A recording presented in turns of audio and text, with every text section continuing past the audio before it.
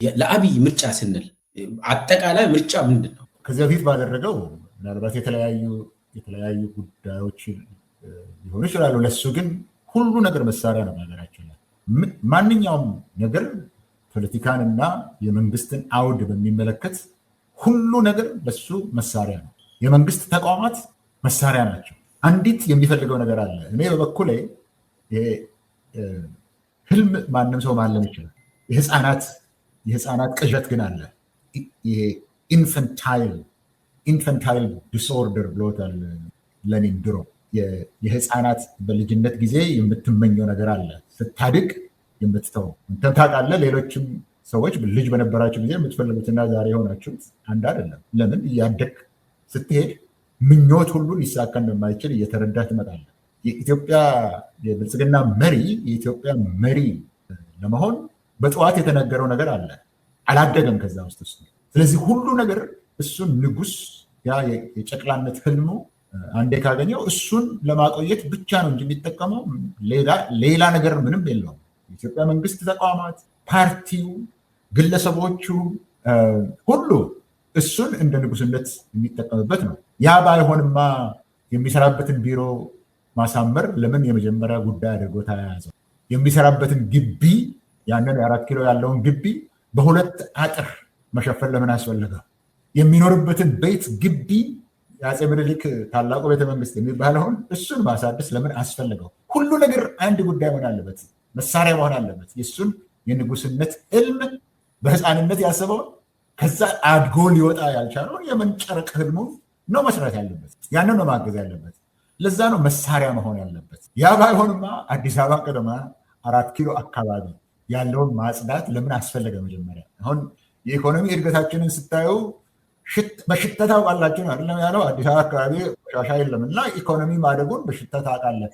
ቤትህን ባዶ ቤት አጸዳህ ማለት ጠገብክ ማለት አይደለም። ባዶ ቤትህን ጠራረከው፣ ስራ አልተጠራረከው ማለት ባዶ ቤትህን በለጸክ ማለት አይደለም። ነገር ግን ከመጀመሪያው ቀን ጀምሮ እቺ የጨቅላነት ህልም እሱ ስላላደገ ልክ እንደ ቶይ ወይም አሻንጉሊት እንደተሰጠው ህፃን ነው የሚይዘው። ኢንፋክት እኔ ትዝ ይለኛል ቢሮውን ባስመረቀ ቀን የአውሮፓ አምባሳደሮች ተጠርተው ነበር። ከዛ ውስጥ ምክትል የነበረችው ምክትል ተጠሪ የአውሮፓ ህብረት ምክትል ተጠሪ የነበረች አንዲት ስዊድናዊት ሴት ነበረች። እሷ መጣ ምንድን ነው ያለችው? ከዛ ከወጣች በኋላ መጣ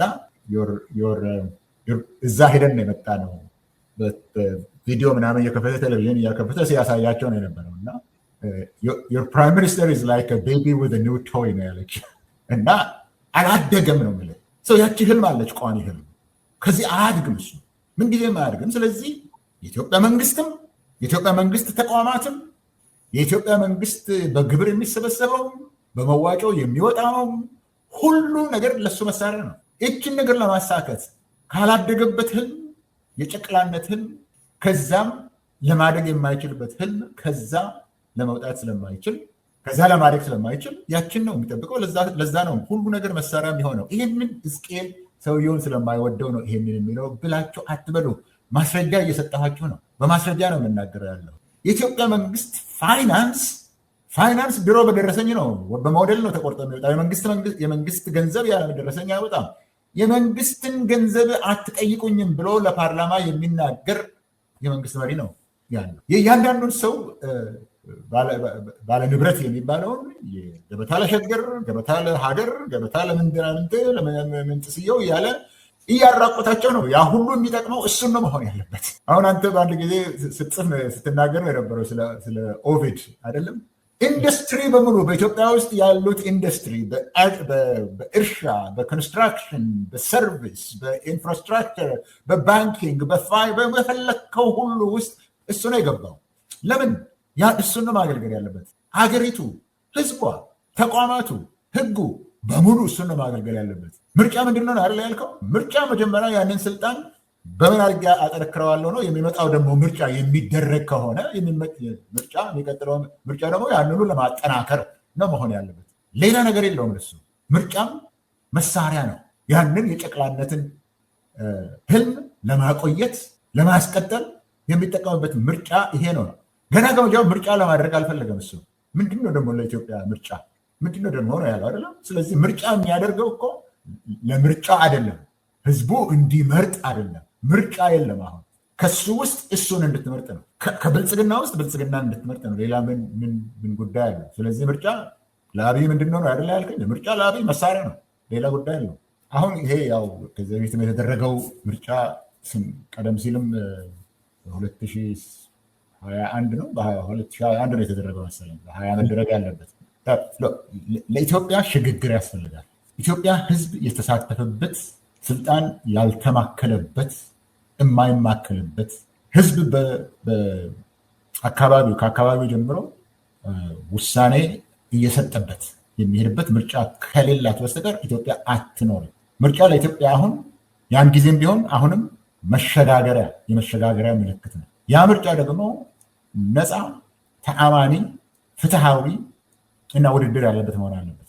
ይህን ካልሆነ ይሄ ሊሆን የማይችል ከሆነ አንደኛ አትሻገርም ኢትዮጵያ። የህዝብ ድምፅ ወደሚሰማበት ዲሞክራሲ ለማለት ስለከበደኝ ነው ይሄን ብለው የህዝብ ድምፅ በሚሰማበት በስልጣን ላይ ብትሆን እኮ ይሄ ኮምፒቲቲቭ አውቶሪታሪያኒዝም የሚሉት አለ አይደለም። አሁን ምርጫውን የሚያሸንፈው የታወቀ ነው። እንደዛም ሆኖ ግን የህዝብ ድምፅ ይሰማበት የህዝብ ፍላጎት እስከተወሰነ ድረስ ለመፈጸም ጥረት ይደረጋል። የተመረጠ መንግስት ትልቁን ኃላፊነቱን ጸጥታን የማስከበር ሀገርን ዳር ድንበርን ለማስከበር የቻለ መሆን አለበት።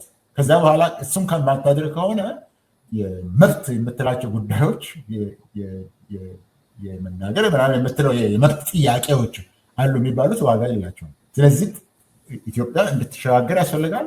ለመሸጋገር ደግሞ አሁን ያልኩት ይሄ ተአማኒ የሆነ ነፃ፣ ፍትሃዊ እና ውድድር ያለበት መሆን አለበት። ይሄንን ልታዘጋጅ ትችላለች ኢትዮጵያ የሚቀጥሉት 6 ዓመት ውስጥ። ሁኔታውን ማየት ትችላለን። ከባቢውን በመጀመሪያ ከባቢው ምን ይመስላል? የጦርነት አውድ አለ። መንግስት ስራውን ለመስራት አለመቻል ጉዳይ አለ። የሴኪሪቲ ወይም የሰው የደህንነት ጉዳይ የመጠበቅ አለመቻል አለ። ሌላው ቢቀር ዳር ድንበር ማስከበር እንኳን አልቻለም። ኢትዮጵያን ዳር ድንበር እንኳን ማስከበር ያልቻለ መንግስት፣ ዳር ድንበሩን ማስከበር ያልቻለ የኢትዮጵያ ጦር ነው የምለው።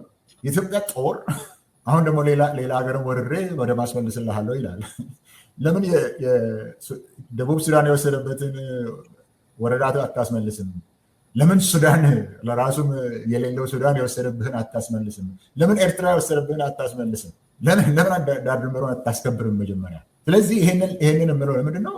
ይሄ ከባቢ አሁን ያለበት ሁኔታ ላይ ከባቢው በሌለበት ውስጥ ኢንቫይሮንመንቱ ለዚህ ባልፈቀደ ውስጥ የትጥቅ ትግል አገሩን በሙሉ እየናጠ ባለበት ውስጥ ጦርነት በየቦታው እየተካሄደ ባለበት ውስጥ በተለይ በኦሮሚያ፣ በአማራ፣ በትግራይ አሁን ጦርነት ያላለቀበት ይሄ እያለ ይሄ አንሰርቲኒቲ በብዛት እያለ ህገወጥነት በሰፊው ባለበት ሀገር በዚህ ከባቢ ውስጥ ይቻላል ነው ያለው የብልጽግና ፕሬዚደንት ወጥቶ አገር ለማፍረስ ብላችሁ ነው እንጂ ይሄ ምርጫ ካልተደረገ በሱ አካባቢ ይሄ ምርጫ ካልተደረገ እና እሱ ፕሬዚደንት ካልሆነበት እኮ ሀገር አትኖርም ነው የሚለን ያለው። ሀገር ልታፈርሱ ነው ይሄ ምርጫ ካልተደረገ።